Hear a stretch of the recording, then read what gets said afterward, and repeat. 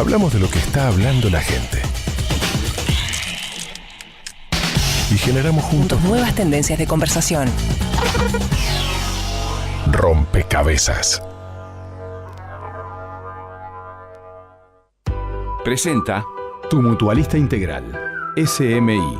Es tu salud. Cosechando amigos. Con Carlos Peláez.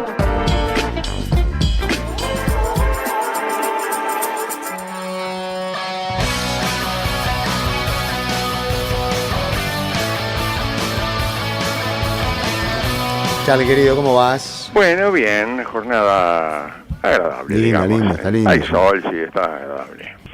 Bueno, esta historia que te voy a contar tiene que ver con un tema recurrente, pero no menos preocupante, ¿no? Y preocupante a dos puntas. Roger Rodríguez acaba de publicar una información a propósito de una situación que pone en dudas el accionar de la Secretaría de Derechos Humanos para el pasado reciente y también la actitud de las Fuerzas Armadas, que aparentemente siguen escondiendo archivos. ¿Qué pasó? Mirá, esta historia empieza en realidad el 8 de agosto del año 79, cuando entonces un niño de iniciales AP tenía apenas 8 años, y estaba con su madre de 46 años en su casa del barrio Palermo, cuando en la noche de ese día 8 de agosto del año 79 los invadió una patota del FUSNA, de Fusileros Navales, que traía detenida a su hermana de 22 años y a su cuñado de 28, quienes habían sido detenidos antes en la calle, luego de mantener en contacto con una militante requerida de la UJC. Aquel niño, hoy un hombre, recuerda aquella violenta escena. A mi hermana y a su marido los agarraron después de una reunión. Ella estaba embarazada de 7 meses y dijo que venía para la casa de la madre. La excusa le sirvió para allanar mi casa. Mi madre fue detenida y cuando pidió para cambiarse la ropa no la dejaron, se la llevaron en camisón. Uno de los represores miró al niño y le preguntó al oficial que estaba a cargo: ¿con el chiquilín qué hacemos? Y el oficial miró al niño y luego de pensar un segundo dijo: es muy grande. Le preguntaron a la madre si había algún conocido con quien dejarlo y finalmente quedó en la casa de un vecino mirando cómo se llevaban a toda su familia. Los tres fueron llevados a la sede del FUSNA en la Ciudad Vieja, donde fueron torturados, permanecieron en calidad de desaparecidos durante 10 días antes de ser liberados. La madre fue internada en el Servicio de Sanidad de la Armada con vómitos y un cólico hepático, y la hermana también fue asistida y ella está segura que lo fue en el hospital militar. 39 años después, este niño, que hoy es su nombre, decidió indagar sobre lo que había ocurrido con su familia. La aparición de archivos de la dictadura y las leyes de transparencia en un gobierno de izquierda le alentaron a realizar una solicitud de acceso a la información pública ante la Secretaría de Derechos Humanos para el pasado reciente de Presidencia de la República. En su pedido al amparo de la Ley 18.381, pidió toda la información, actas, declaraciones, informes, así cuanto material pudiera existir en relación a su familia directa, su madre, su hermana y su cuñado, quienes fueron secuestrados y torturados en las instalaciones del FUSNA durante el mes de agosto del año 79.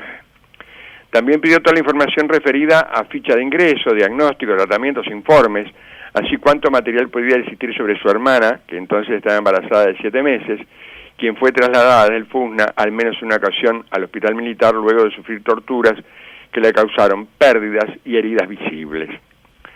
A su vez, este hombre hoy hizo contactos para realizar una investigación paralela a través de canales informales que pudieran indagar sobre lo que ocurrió en aquellos años y eventualmente lograran acceder a documentación de la dictadura.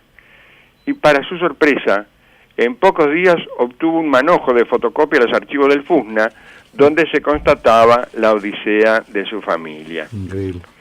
Pero la sorpresa se transformó en asombro cuando el Estado le entregó formalmente su respuesta. El documento oficial firmado por la coordinadora del equipo de investigación histórica, licenciada Fabiana Larrobla, concluye que no se han encontrado ningún documento en los archivos del FUSNA ni en los microfilms del Servicio de Información y Defensa.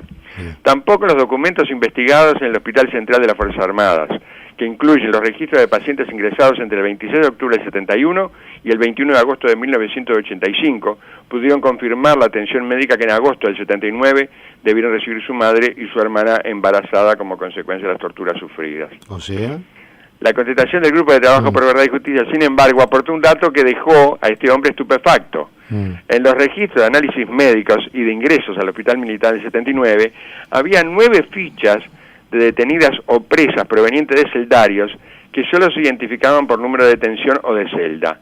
A 4 de ellas se les practicó un legrado. Desde septiembre, cuando recibió la resolución sobre su solicitud de acceso a la información, este ciudadano dudó en hacer pública la contradicción entre la respuesta del Estado y la documentación que él había obtenido informalmente. Claro.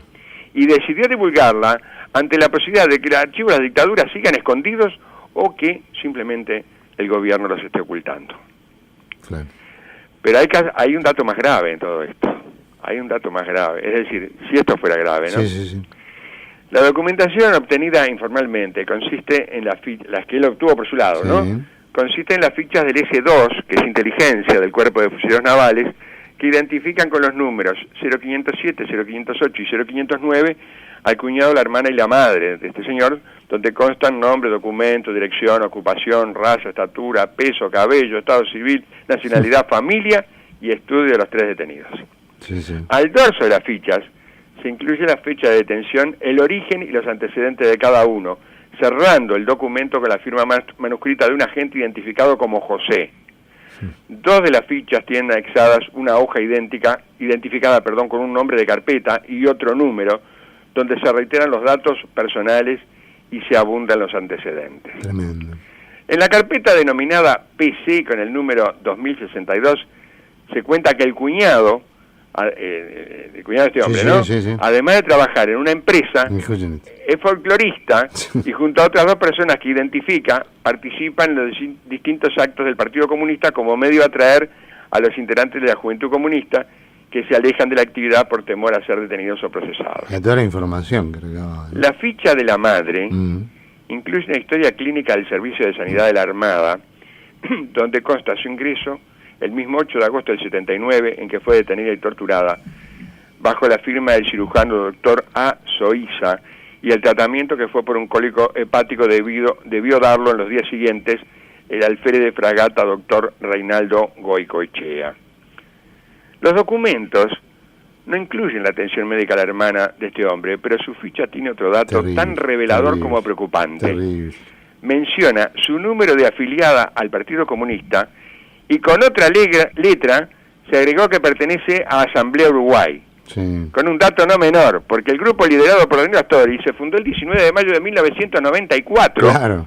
por lo cual su ficha se siguió complementando en democracia. Claro, eso Si a alguien le quedaba alguna duda. Claro, ¿no? eso es inequívoco, no existía asamblea en aquel momento como No. para que pueda constar documento alguno, ¿verdad? Salvo que efectivamente se haga cronológicamente hablando después del nacimiento de la agrupación. Mira, nosotros en la columna vamos a incluir Sí. los documentos, digamos, para que los ciudadanos tengan acceso, Claro. además, a lo que dicen allí, porque realmente es muy revelador esto. Revelador y preocupante, ¿no? Quiero decir, porque... Pero es así, dice Bibliorato Asamblea Uruguay, PC número 1877. Sí. Qué terrible, ¿eh? Es Qué terrible, terrible, sí. ¿eh? Sí, es terrible. Qué sí. terrible. Ya no hay ninguna duda, ¿eh? Bueno, no sé, hay gente que todavía tenía dudas. No, que van a dudar. Ahora, Qué en realidad, es preocupante porque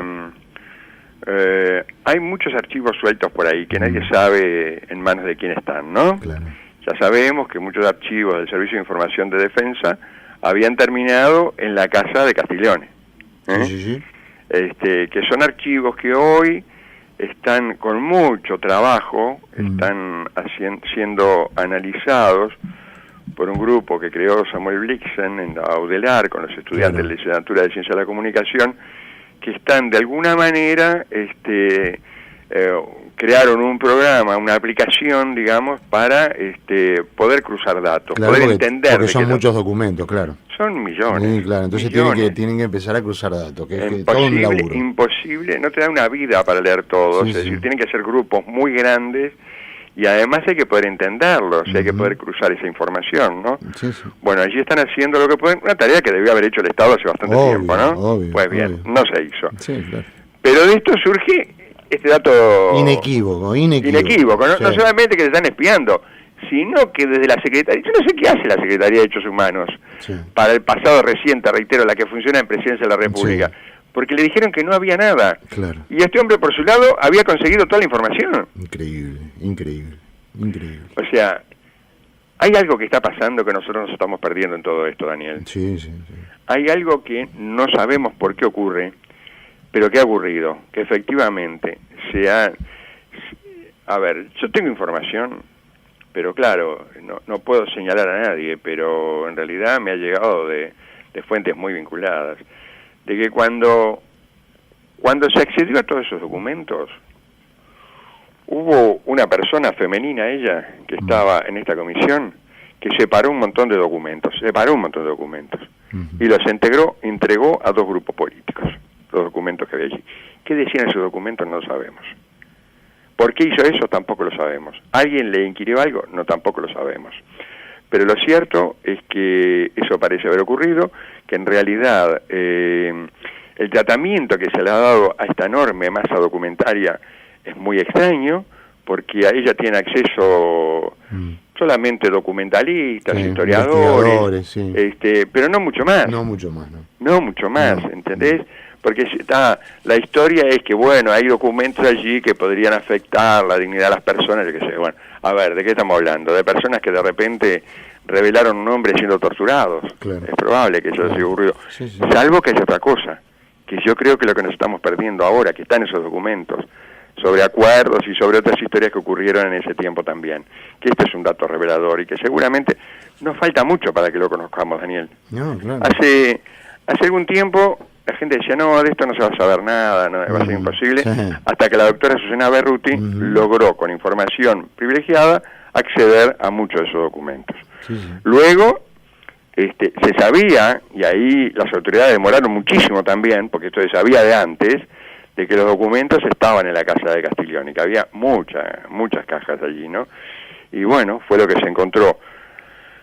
¿Qué proceso ha tenido eso? No lo sabemos. No tenemos ni siquiera certeza de saber dónde están esos documentos hoy. Sí. Se supone que estarán en la sede de presidencia una parte, pero no sabemos si esos documentos han sido copiados, quién tiene acceso. Pero además hay otro lote enorme de documentación, que es la que tiene la Armada Nacional, que todavía no es de acceso público. Hay una parte que sí se puede acceder, pero hay otra parte que no se puede acceder. Y fuentes de la Armada me han dicho, voy a ser más preciso, personas que han trabajado en los servicios de inteligencia de la Armada me han señalado que el archivo de la Armada debe ser uno de los más completos del país. Sí. Y tampoco se tiene acceso a eso. Es cierto. Y hay un archivo muy importante en el Ministerio del Interior que para entrar a él, bueno, tenés que hacer un trámite impresionante y solamente tenés acceso a lo que podría ser de carácter personal, no tenés acceso a mucha cosa más, salvo que, bueno, que seas historiador o catedrático, no sé cuáles son las características que se dan, ¿no? Sí. Pero en definitiva, hay una gran parte de la verdad que todavía está escondida en esos papeles y una verdad que se está ocultando. Y una verdad que va a pesar mucho a futuro, porque esta pregunta me la guardo para el final, ¿no? A ver, hoy todos sabemos del enorme prestigio que han adquirido las Fuerzas Armadas de este país en tiempo reciente, ¿no? Lo dicen las encuestas, ¿eh? Es una de las instituciones más prestigiosas. Sí, el Latinobarómetro, sobre todo. Todos sabemos de lo que ha ocurrido con el comandante en jefe de la Armada en los últimos tiempos. Pero además todos sabemos que hay varios sectores, hay uno que planteó el tema, pero hay varios sectores que están interesados en que las Fuerzas Armadas participen a futuro en tareas de represión. ¿A qué Fuerzas Armadas le vamos a dar esa tarea? Claro. ¿Sabemos nosotros las Fuerzas Armadas que tenemos? Sí. Es decir, ¿son confiables las Fuerzas Armadas que han destinado gran parte de su esfuerzo con dinero público, señores? A ver, esto no lo pagaba nadie más que nosotros, usted, yo y todos nosotros, para que nos espiaran. Sí. Lo pagamos para ser espiados. Tal ¿Qué cual. sentido tenía eso? ¿Cuál es el objetivo de eso? Sí. Mientras, por otro lado, y con todas las letras hay que decirlo, mientras espiaban a alguien por su pertenencia a un sindicato o a una organización política, por otro lado, nos convertíamos en un país de lavado de dinero, teníamos a narcotraficantes, teníamos a mafiosos, teníamos a las empresas que montaban empresas, a los estudios que montaban empresas aquí para lavar el dinero de las coimas, y de eso inteligencia nunca se percató. No, de eso se ve que no quisieron, ¿no? Que en eso debería trabajar claro, inteligencia. ese es el verdadero laburo que deberían tener. Ese debe ser el laburo que debería tener inteligencia. Bueno, de eso no se percató. Bueno, y en el podio del porcentaje de confianza que tienen los uruguayos sobre algunas instituciones según el Latino Barómetro 2018, efectivamente está en la cúspide de las Fuerzas Armadas con 62%, la policía con 59% y los bancos con 54%. Y notable. El nuevo uruguayo debe notable. Es notable, sí. Es notable cómo se logró esa transformación en 15 años. Sí. Porque esa transformación se logró en 15 años. Porque estos tres protagonistas, digamos, estaban muy por debajo, muy abajo. Pero, claro, quizás cerraban la lista. Quizás cerraban la lista, ¿no? ¿No? Y ahora están arriba, ¿no? En el podio. Increíble, pero cierto. Bueno, hay que pensar mucho en esto, ¿eh?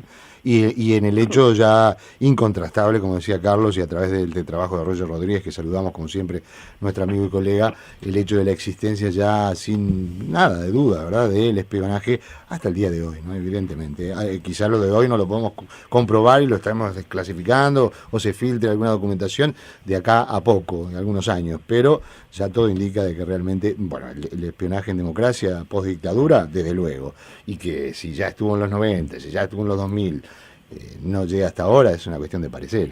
¿Te acordás que cuando aparecieron los primeros documentos se señalaba casi con certeza de que por lo menos al principio de los 2000 había ocurrido espionaje? Bueno, acá lo que se puede probar con claridad y con documentos es que en el año 94, plena democracia, ya teníamos 9 años de democracia, estábamos en el tercer gobierno democrático, los militares seguían espiando a los conciudadanos.